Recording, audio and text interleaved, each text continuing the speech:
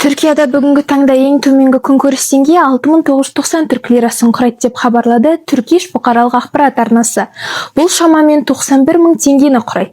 Ең маңыздысы, бұл баға үйді жалға алуды қамтымайды. Осы сомаға өмір сүруге болады ма, жоқ па, соны анықтап көрейік және оны Қазақстанмен салыстырайық. Ресми есептеулер бойынша ең төменгі күнкөріс сомасына адам тамақ, жол жүру және күнделікті шығындарды жабуы керек. Бірақ іс жүзінде сандар сәйкес келмейді. 1 килограмм тауық шамамен 130 лира, ал сиыр еті 650 лира болады. Халықтың айтуынша бюджеттің көп бөлігі тек азық-түлікке жұмсалады.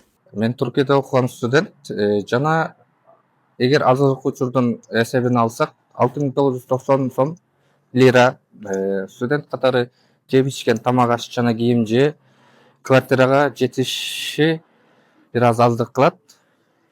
Бирок аракет кылса бары болот менимче. Қазақстанда 2025 жылы ең төменгі күнкөріс деңгейі шамамен 58 мың теңгені құрайды.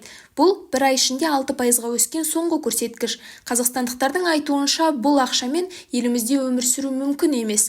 Отбасы үшін азық-түлік себеті кем дегенде 2-3 есеге қымбат түседі деседі. Маған бір айға 58 мың теңге жетпейді, былай қарап тұрсаңыздар.